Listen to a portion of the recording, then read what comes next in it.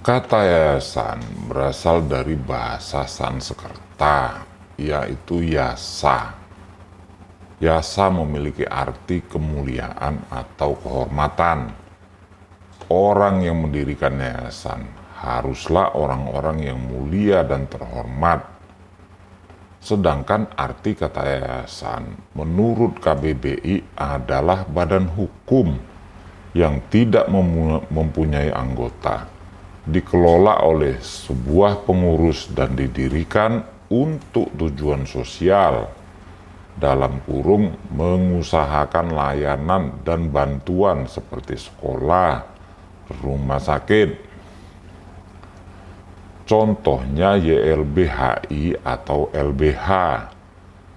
Lembaga bantuan hukum ini didirikan oleh dua orang yang mulia, Adnan Buyung Nasution dan Ali Sadikin.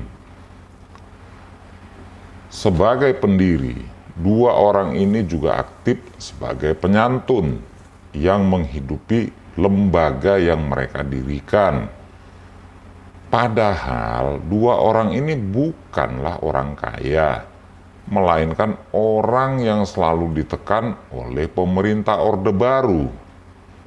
Tapi karena idealisme mereka agar rakyat jelata bisa mendapatkan perlakuan hukum yang seimbang, dua orang sederhana ini mati-matian menghidupi yayasan yang mereka dirikan tanpa pamrih, tanpa masuk dalam kepengurusan.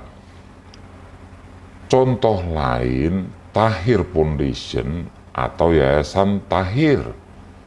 Yayasan ini didirikan oleh Datuk Tahir, seorang kaya raya pemilik grup Mayapada. Baru-baru ini Tahir Foundation menyumbangkan uang 10 miliar rupiah sebagai bantuan kemanusiaan ke Afghanistan melalui UNICEF. Sebelum adanya Undang-Undang Nomor 16 Tahun 2001, tepatnya di era Orde Baru, banyak lembaga yayasan sengaja dibuat untuk tujuan menghindari pajak dan sekaligus sebagai sarana untuk mencuci uang hasil kejahatan. Menurut Kamus Bahasa Indonesia KBBI, yayasan adalah badan hukum yang tidak memiliki anggota. Artinya, yayasan sama dengan orang, yaitu sebagai subjek hukum. Sebagai subjek hukum karena yayasan memiliki legal standing. Yayasan bukanlah milik siapa-siapa, melainkan berdiri sendiri. Pendiri yayasan bukan pemilik yayasan. Yayasan memiliki modal dasar yang berasal dari pendiri yayasan tersebut. Di saat suatu yayasan sudah berbadan hukum, maka kekayaan yayasan tersebut telah terpisah dari kekayaan para pendirinya. Artinya, pendiri sudah tak punya hak apapun terhadap kekayaan yayasan tersebut.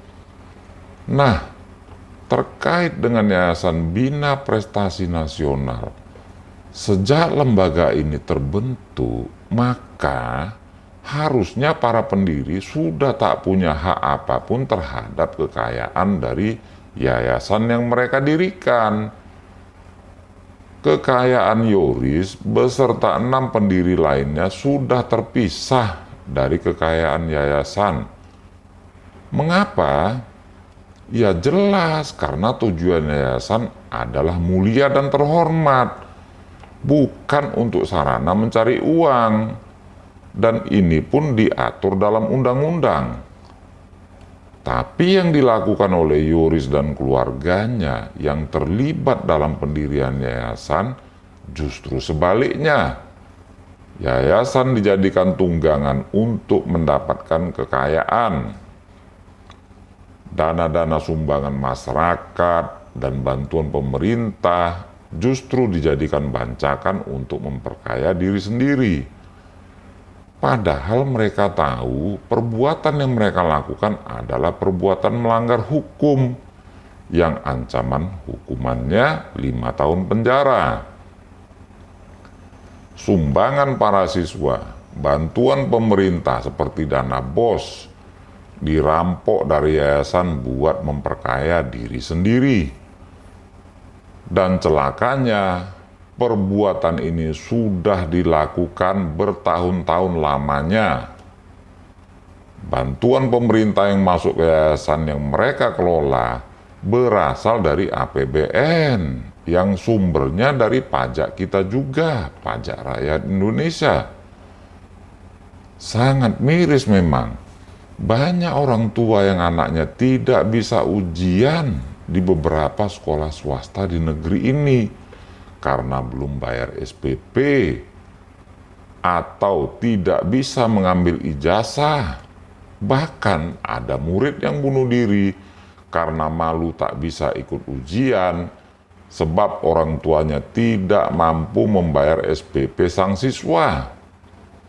Di sisi lain, para pengurus yayasan-yayasan tersebut justru berpoya-poya menilep uang-uang bantuan pemerintah yang berasal dari pajak rakyat.